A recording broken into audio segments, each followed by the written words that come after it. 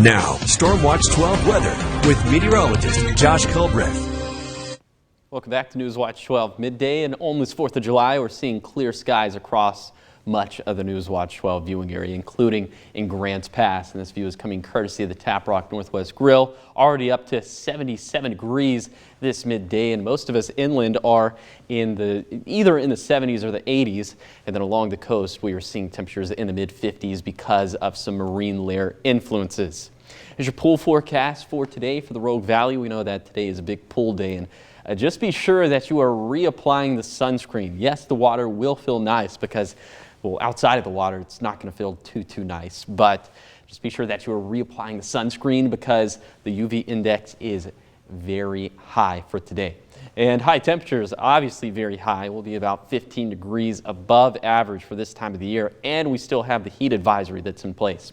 So to the east of the Cascades will be near 90 degrees. For the west side valleys will be right around the triple digits, but will likely be a little bit closer to 110 degrees in the Klamath River Valley, and then along the coast will be in the 60s and 70s. So if you want refuge from the oppressive heat, we'll just take a trip to the coast or go up to the national park. We will have some winds today, gusting a little bit later during the day, during the afternoon and evening, gusting out of the north and northwest between 20 to 25 miles per hour. So it's that combination of hot and dry and breezy conditions that has contributed to the red flag warning that's in place for Jackson and Josephine counties from 2 p.m. to 8 p.m. And then for tonight, well, skies are going to continue to be clear. We'll have some very nice weather for any of those firework displays. And then deeper into the night, we get mild with temperatures into the low 50s, mid 60s for west side valleys, and then middle 50s along the coast in Curry County, where we could have some partly cloudy skies due to some marine influences. Here's your biking forecast for the east side over the next few days. And you can see we're trending a little bit cooler into Wednesday, Thursday, and Friday, but not by much. We're still going to be pretty hot for this time of the year. So for the Rogue Valley, that equates to high temperatures in the triple digits for today and tomorrow, and then getting a little bit cooler into Thursday and beyond, but we'll still be pretty consistently about 5 degrees above average for early July. And since we have so much hot weather and so much dry weather in the forecast, this means that fire fuels are starting to get critically dry. So we have critical fire weather for Tuesday and for Wednesday and for Thursday. It's going to bounce around between the Rogue Valley and the Cascades and the Klamath Basin, but just know that there is a non-zero potential for a large fire to start and spread very rapidly. So please exercise extreme fire safety, but especially as it relates to fireworks.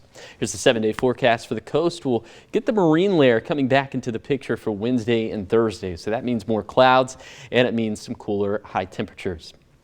For Siskiyou County, we'll be near triple digits for the next couple of days, and then starting to trend a little bit cooler into Thursday, Friday, and beyond that, but still pretty hot for this time of the year. For the Klamath Basin, we'll be right near 90 degrees over the next 7 days, and we'll have that combination of hot, dry, and windy conditions, which is not good when it comes to fire weather. Then for the Cascades and Siskiyous, feeling very comfortable in relation to what we're going to experience for inland valleys. You'll see a pretty big temperature disparity. As for the Rogue Valley, we're going to be in the triple digits for today and tomorrow, then finally back into the 90s starting on Thursday.